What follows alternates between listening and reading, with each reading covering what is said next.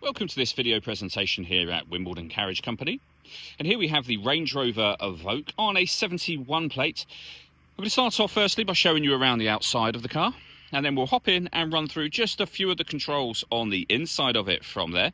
From the outside you can see it's a 5-door car with alloy wheels and tinted windows. We're going to start off inside the boot area of the vehicle first of all. The tailgate on this car will open electronically, as you can see. As you can also see, we have reversing sensors.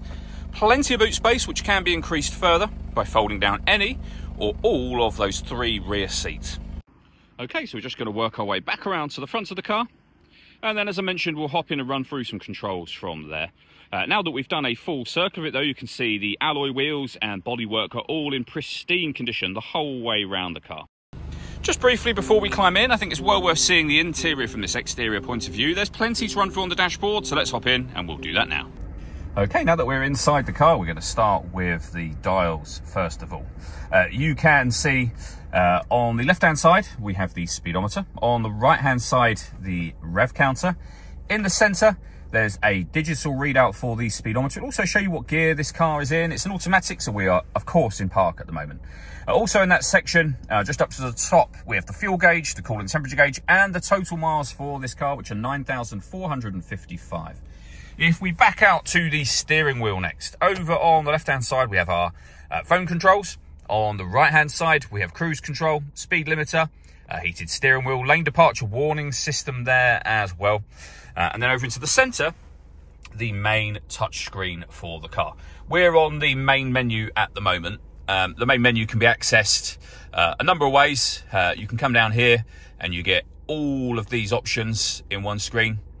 Or, as I say, your main home screen, where you can access, to start with, your satellite navigation.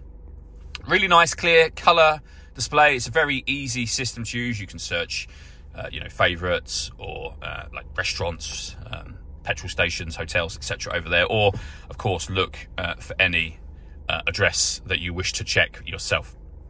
The home button down in the bottom right-hand corner will take you back to the main screen. At all times, you can pair your phone from here, so you can add a Bluetooth device, and then once you've done so, you can make and receive phone calls. You'll also be able to stream your music wirelessly as well via Bluetooth audio. We've got DAB, FM and AM radio, as you can see. And then if we swipe across from the home screen, you have various other options available to you. You can edit the appearance of the screen, what order you have all of these different pieces of information in. And as I mentioned, you have this main screen, and on there you can see, depending on the phone you have, we have Android Auto and Apple CarPlay available as well. So loads of ways to access music in this car. We've also got a 360 parking camera, so reversing camera and a bird's eye view image of exactly where the car is parked right now. There's your front facing camera too, so very easy to park this car, of course.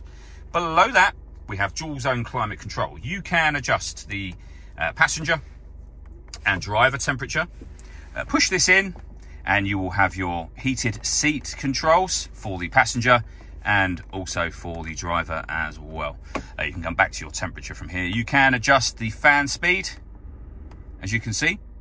And then above that, we have a heated rear screen, heated front screen, and you can change the direction the air is being distributed in. It's also where you turn your air conditioning on and off in the first place. Below that, we then have the gear lever for the fully automatic gearbox. And the last thing I wanted to mention is the panoramic glass roof. First of all, there is a sun blind that will open all the way to the back of the rear seats. Of course, you can leave it like this, and as you'll see, it lets in a huge amount of extra light to the cabin area. You can also open this front section as a proper sliding sunroof.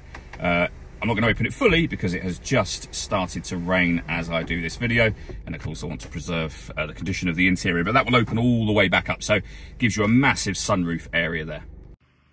All that leaves me to say is thank you for taking the time to watch this video.